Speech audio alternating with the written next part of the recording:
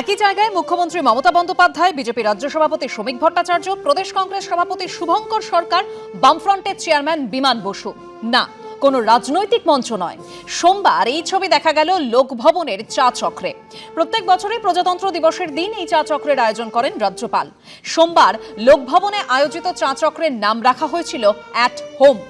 বিকেল 4:30 নাগাদ লোকভবনে আসেন মুখ্যমন্ত্রী। রাজ্যপালের সঙ্গে সৌজন্য বিনিময় করেন তিনি।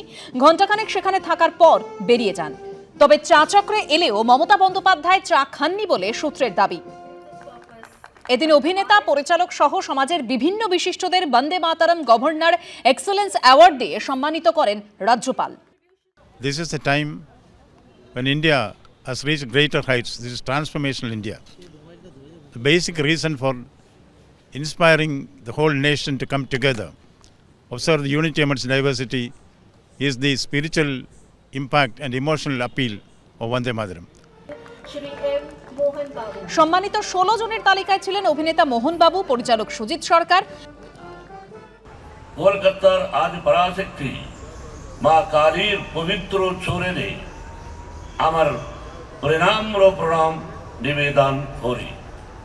ভারতীয় সংস্কৃতিতে বাংলার অবদান অনেক, তাই বাংলার মাটি আর বাংলার মানুষের প্রতি আমি হৃদয় থেকে প্রণাম জানাই।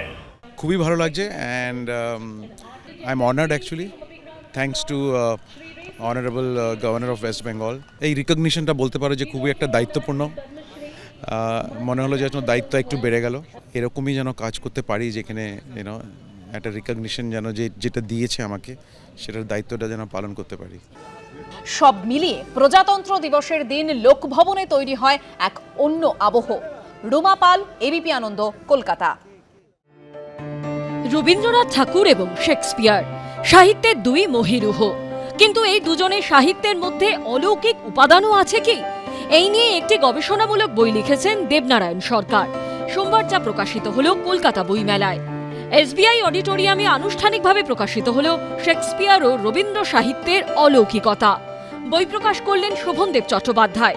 অনুষ্ঠানে উপস্থিত ছিলেন নৃসিংহ প্রসাদ ভাদুরী। আমার বইটার নাম হলো শেক্সপিয়ার ও রবীন্দ্র সাহিত্যে অলৌকিকতা। অলৌকিকতার জিনিসটাকে, প্রকৃতির যে অংশকে মানুষ আবিষ্কার করতে পারে না, বা প্রাকৃতিক বিজ্ঞান বা ভৌত বিজ্ঞান দ্বারা যার ব্যাখ্যা পাওয়া যায় না, তাই তো অলৌকিক বা অতিপ্রাকৃত বা পরাবাস্তব, যা আমরা চোখে দেখতে পাই না কিন্তু অন্তরের থেকেও দেখতে পাই। এবং প্রকৃতির রহস্যময়তা সব কিছু রবীন্দ্রনাথও যেটা বলে গেছেন, মানে অলৌকিকতা হলো একদম এমন একটা, এটা হচ্ছে প্রকৃতির রহস্যময়তা হোক, মানব জীবনের গভীর রহস্য হোক, বা মানুষের আধ্যাত্মিক অনুভূতি এবং সমাজ জীবনের চিত্রায়ন এবং যে মনস্তাত্ত্বিক একটা চিত্র তৈরি করে, যেখানে কল্পনা বাস্তবতার থেকে আধ্যাত্মিকের মিলন ঘটে।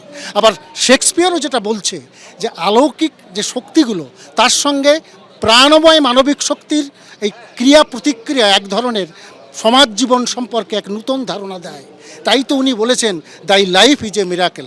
আমার এই বইটা মোটামুটি রবীন্দ্র এবং শেক্সপিয়ারের অলৌকিক সত্তা নিয়ে। শেক্সপিয়ার ও রবীন্দ্র সাহিত্যে অলৌকিকতায় রয়েছে 3টি পর্ব। নিউ ভারত সাহিত্য কুটিরের হাত ধরে প্রকাশ পেয়েছে দেবনারায়ণ সরকারের এই বই। আশাবুল হোসেনের রিপোর্ট, এবিপি আনন্দ। এবিপি আনন্দ, এগিয়ে থাকে, এগিয়ে রাখে।